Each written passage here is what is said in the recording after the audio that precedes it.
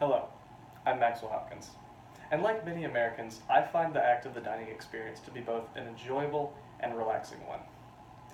The idea of going to a restaurant and sitting down, ordering the food that you enjoy, and sharing time with both friends and family members is such an enjoyable time to me. And as someone who has also worked in the food industry, I have a great deal of respect for the people that still work there and have worked there in the past. However, there is one aspect of the dining experience that I have never understood, and that is the act of tipping at the end of a meal. It's often seemed like such a taboo and weird thing to me. I mean, ask yourself this. Why is it our job, the consumer, to pay the wages of the workers at the end of a meal? Shouldn't that be up to the business owners? Well, I'm here to tell you that tipping is an act that America will be better off without and does more harm than good to people in the industry. Now, the fact is, tipping is a fairly recent practice in America.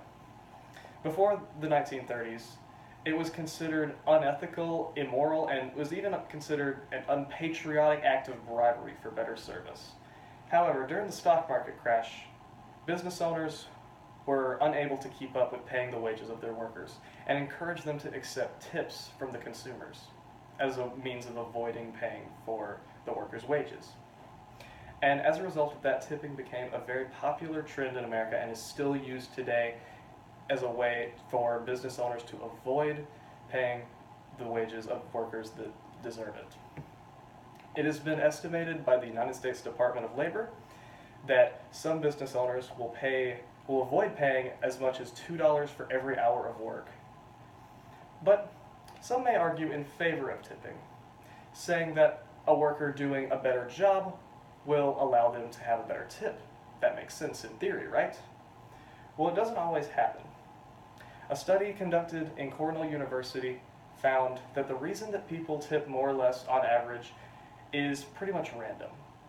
And on average, people tip around the same amount. Despite the fact that we know that tipping yields no advantage for people that have better quality of service is ludicrous to me. But it gets even worse. Tipping has been proven to allow for discrimination in between the workers and their consumers.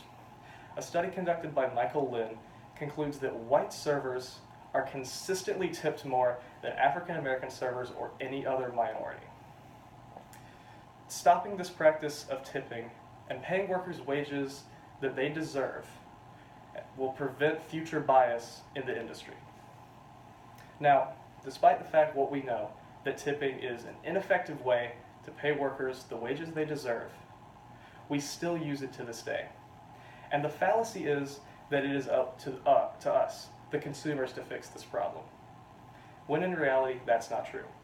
I mean, if we stopped paying tips for the waiters and waitresses, they would have very little income compared to people who are paid a fair wage.